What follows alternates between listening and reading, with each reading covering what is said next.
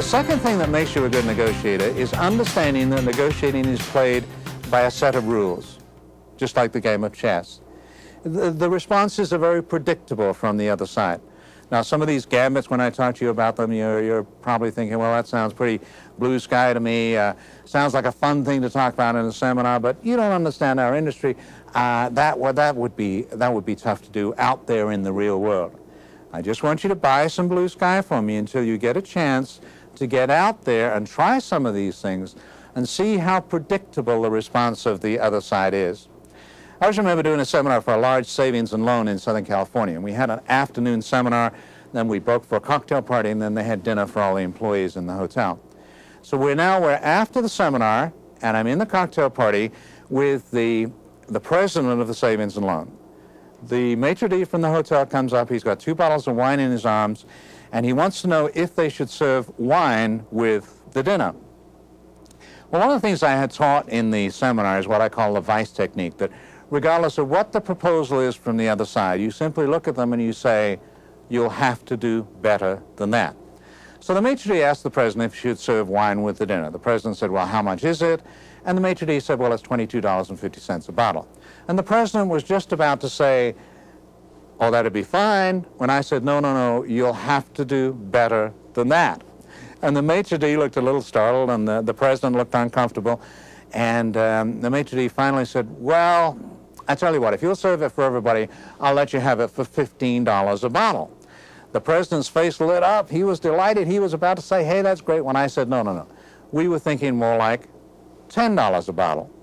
And the maitre d' now got really irritated. He said, look, I am not going to negotiate the price of wine with you.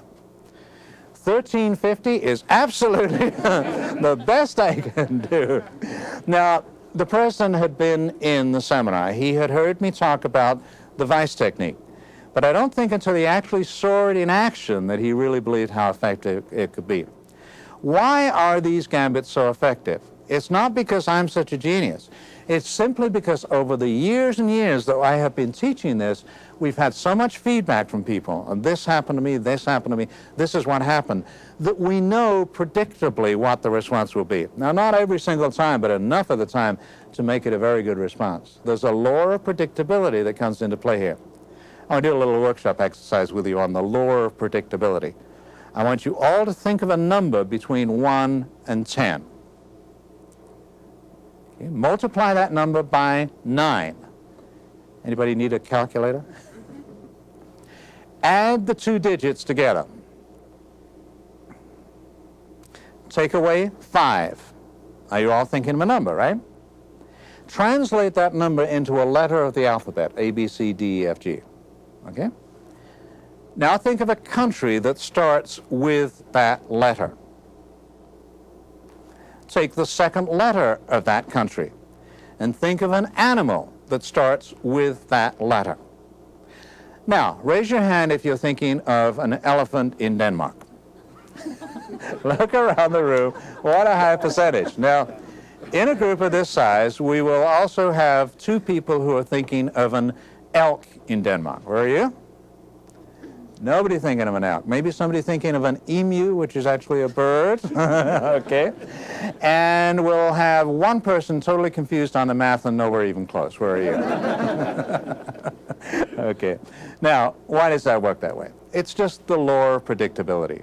I know if I say to you, think of a piece of furniture, 70% of you are thinking chair. I know that if I say to you, think of a flower that grows in the garden, 80% of you are thinking rose.